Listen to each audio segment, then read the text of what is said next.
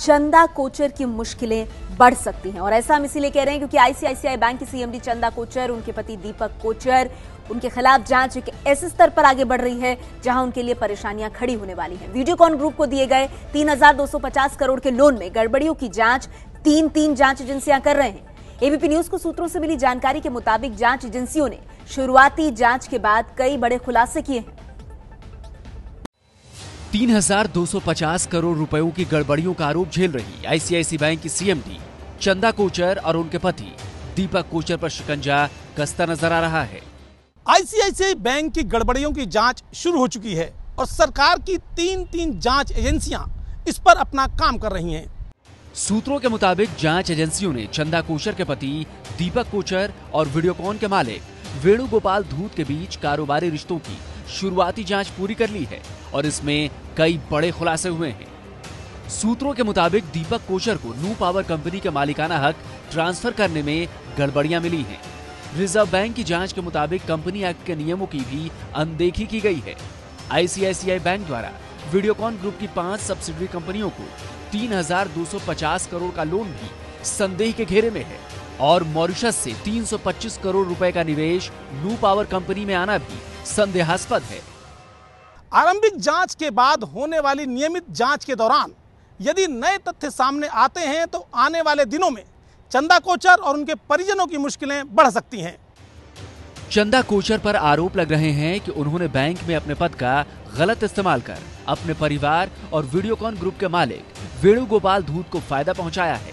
आपको बता दें कि वेणुगोपाल धूत और चंदा कोचर के पति दीपक कोचर ने मिलकर न्यू पावर नाम की एक कंपनी बनाई। न्यू पावर कंपनी में 50% हिस्सेदारी धूत, उनके रिश्तेदारों और सहयोगियों की थी। बाकी 50% हिस्सेदारी चंदा कोचर के पति दीपक कोचर, ससुर और उनकी भाभी की थी जो पैसिफिक कैपिटल नाम की कंपनी से जुड़े हुए थे। हालांकि आईसीआईसीआई बैंक की तरफ से चंदा कोचर को इस मामले में क्लीन चिट दी जा चुकी है, लेकिन एबीपी न्यूज के सूत्रों से जो जानकारी मिली है उसके मुताबिक रिजर्व बैंक ने चंदा कोचर की भूमिका पर संदेह जताया है। आरंभिक जांच के बाद इस मामले में जांच एजेंसियों की निगाहें प्रधानमंत्री कार्यालय की तरफ टिकी हैं, जहां से उन्हें इस मामले में कार्रवाई के लिए हरी झंडी का इंतजार है। ये तो आने वाला समय ही बताएगा कि प्रधानमंत्री कार्यालय इस मामले में हरी झंडी कब देता है। और आइए अब हम आपको बताते हैं कि चंदा कोचर के पति दीपक कोचर करते क्या है। एबीपी न्यूज को पता ये चला है कि जिस न्यू पावर कंपनी को लेकर विवाद हो रहा है, मुंबई में उसका दफ्तर है। साथ ही इसके कुछ शेयर धारकों का भी पता हमें मिला। आपको हम दिखाते हैं कि एबीपी न्यूज संवाददाता जितेंद्र दीक्षित और मृत्युंजय सिंह की पड़ताल में क्या पता चला। विवादों में घिरे दीपक कोचर चंदा कोचर के पति हैं। एबीपी न्यूज ने पड़ताल शुरू की कि आखिर दीपक कोचर करते क्या हैं। जिस कंपनी न्यू पावर का बार बार नाम आ रहा है वो क्या करती है, ये जानने के लिए हम उनकी वेबसाइट पर गए। वेबसाइट के पहले पन्ने पर ही दीपक कोचर की तस्वीर लगी हुई है। तस्वीर के नीचे लिखा है फाउंडर एंड सीईओ, यानी कंपनी के संस्थापक और सीईओ। वेबसाइट पर कंपनी के काम के बारे में भी बताया गया है। लिखा हुआ है कि भारत के 160 गीगावाट के विंड और सोलर एनर्जी के टारगेट को पूरा करने में वो भी भागीदार हैं। वेबसाइट पर यह भी बताया गया है कि राजस्थान, मध्य प्रदेश, महाराष्ट्र सहित देश के 6 राज्यों में विंड पावर प्रोजेक्ट चल रहे हैं। यहाँ कंपनी का पता दिया गया है मुंबई के बांद्रा कुर्ला कॉम्प्लेक्स में मौजूद कैपिटल बिल्डिंग का। दीपक कोचर की न्यू पावर कंपनी के पते यानी कैपिटल बिल्डिंग पहुंचे तो उसके भीतर हम नहीं जा सके। छुट्टी का दिन होने की वजह से ऑफिस बंद था, तो ऑफिस के भीतर हमें जाने की इजाजत नहीं मिली। लेकिन हमें यह पता चला कि इनका एक और office maker chamber Nariman point में भी है। नरीमन पॉइंट वाले ऑफिस के सिर्फ दरवाजे तक ही हम पहुंच पाए।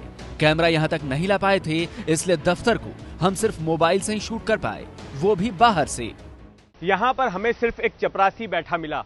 उसने इस बात की तो पुष्टि की कि ये न्यू पावर का ही दफ्तर है, लेकिन साथ ही ये भी बताया कि इस दफ्तर का कामकाज अब बांद्रा कुर्ला कॉम्प्लेक्स की कैपिटल बिल्डिंग की इमारत में एक दफ्तर खुला है, वहां पर शिफ्ट हो गया है और वो यहाँ पर सिर्फ कुरियर और चिट्ठी पत्री रिसीव करने के लिए ही बैठता है।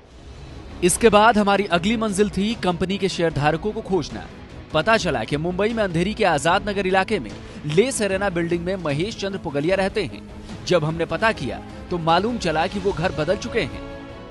महेश चंद्र पुगलिया अंधेरी आजाद नगर के इसी ला सेरेना बिल्डिंग के चौथी मंजिल पर रहते हैं। पता चला कि वो इस घर से शिफ्ट हो गए हैं। मुंबई के वो दूसरे इलाके में रहते हैं और इनके घर में फिलहाल किराएदार रहते हैं। मुंबई के कांदिवली के रहने वाले 2 और शेयर धारकों का पता चला। हमने मिलकर उनका पक्ष जानना चाहा तो इनसे भी मुलाकात नहीं हो पाई। सुनील भूता और उनकी पत्नी श्रुति भूता दोनों ही शेयर धारक हैं। जब इस मामले में हमने श्रुति भूता से फोन पर बातचीत की तो उनका कहना है कि यह जो कंपनी है वो बहुत ही क्लीन कंपनी है, इसका विवादों से कोई लेना देना नहीं है। कुल मिलाकर अभी तक नू पावर कंपनी से संबंधित किसी भी शख्स ने सामने से आकर अभी तक कुछ भी नहीं कहा है। देखिए, यही बहुत हैरान करता है दिबांग कि इतना सब कुछ हो रहा है लेकिन अब तक इस मामले में चंदा कोचर, दीपक कोचर किसी की तरफ से कोई सफाई नहीं आई है, बिल्कुल चुप्पी है। किस बात का इंतजार कर रहे हैं? पर नेहा देखिए, इसमें आप वो सफाई क्या देंगे? उनसे एक सीधा सवाल है कि आपको 3,250 करोड़ का लोन दिया गया और जब लोन देने वाले थे उसमें आपकी पत्नी भी थी। उसके बाद आपने एक कंपनी बनाई, जिनको लोन दिया गया वो उनका उसमें 64 करोड़ रुपया लगा हुआ था। लोन देने के 6 महीने के बाद 9 लाख रुपए में, सिर्फ 9 लाख रुपए में 64 करोड़ की कंपनी आपके नाम हो गई। साफ है, उस लोन में से 3,250 करोड़ के लोन में से केवल 440 करोड़ लौटाए गए। 2,800 करोड़ बट्टे खाते में चले गए। आपकी पत्नी बैंक में सीईओ रही। तो आप क्या जवाब देंगे ऐसे में? सवाल इसमें नैतिकता का है, सवाल इसमें उस विश्वास को जमाने का है जो बैंकिंग सिस्टम से उड़ गया है। और मुझे नहीं लगता कि उनके पास कोई भी किसी तरह का जवाब ही नहीं है। मेरे ख्याल से मुंह की खाएंगे अगर वो आएंगे तो अच्छा ही कर रहे हैं एक तरीके से। कई नेता लोग उछल के सामने आ जाते हैं कि टीवी वाले आ गए, ये बच के फिर रहे हैं। ठीक है, लेकिन जवाब तो देना पड़ेगा। अगर जनता के सामने नहीं तो जांच एजेंसियों के सामने जिस तरह से जांच आगे बढ़ी है, पीएमओ पर सबकी नजर है कि आगे इस जांच को वो हरी झंडी दिखाता है या नहीं।